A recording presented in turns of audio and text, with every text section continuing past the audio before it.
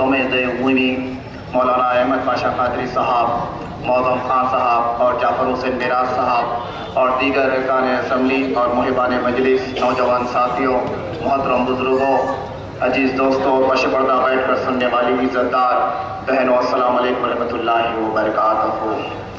رب اشرح لی صدری ویسر لی امری واحلل عقدۃ من لسانی ربی زدنی علما۔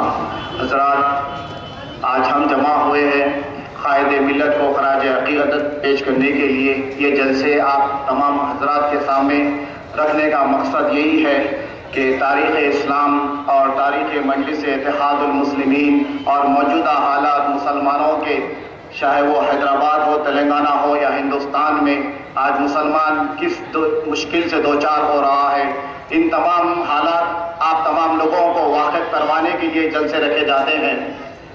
قائد ملت کا جنم 2 فروری 1905 کو ہوا اور ان کا انتقال 25 جون 1944 کو ہوا۔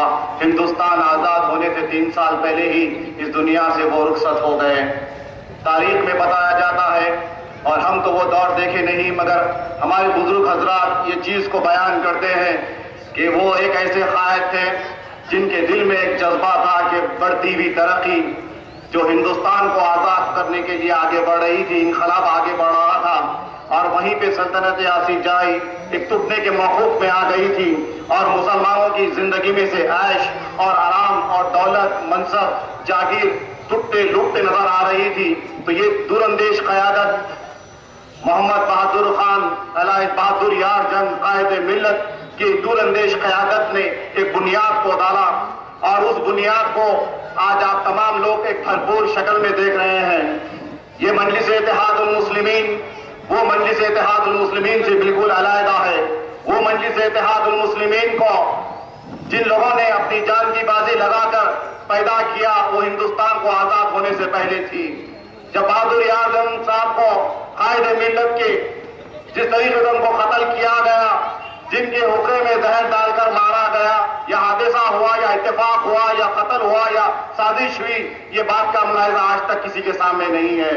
مگر ایک بات اپنی جگہ سمجھ میں آتی ہے کہ دشمن مجلس آج نہیں ہے، اس دور سے دشمن مجلس ہے جس دور میں قائد ملت اپنی جد و جہد کا سفر کو آغاز کیے تھے۔ یہ تیسرے صدر تھے مجلس اتحاد المسلمین کے، جنہوں نے اپنی جان کی بازی لگائی، جن کے کتابات میں اتنا اثر ہوا کرتا، جن کے پاس اتنا علم ہوا کرتا، جن کے پاس دین اور دنیا کا دونوں جہاں کا اتنا علم تھا، اور وہ زبان کے سچے تھے، ان کی زبان میں اتنا اثر تھا کہ جب بھی مخاطب ہوتے تو لوگوں کے دلوں کو پلٹ دیتے، چاہے وہ محفل دین کی ہو یا دنیا کی ہو۔ مسلمانوں کی زندگی میں ایک شعور کو بیدار کرنا ان کی زندگی کا مقصد تھا۔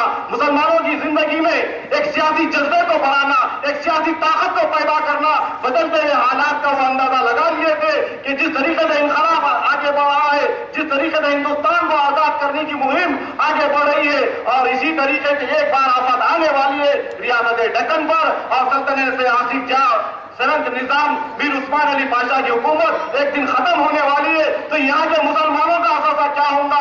ہندوستان کے 29 ریاستوں کے مسلمانوں کو ایک سیاسی طاقت دینے کا جذبہ، ایک مہم کو انہوں نے پیدا کیا، اور آج آپ دیکھ رہے ہیں سارے ہندوستان کے 29 ریاستوں سے جہاں جہاں بے بس مسلمان ہیں، مجبور مسلمان ہیں، ان کو مجلس اتحاد المسلمین، کل ہی مجلس اتحاد المسلمین ایک سیاسی طاقت دینے کے جد و جہد میں لگی ہوئی ہے۔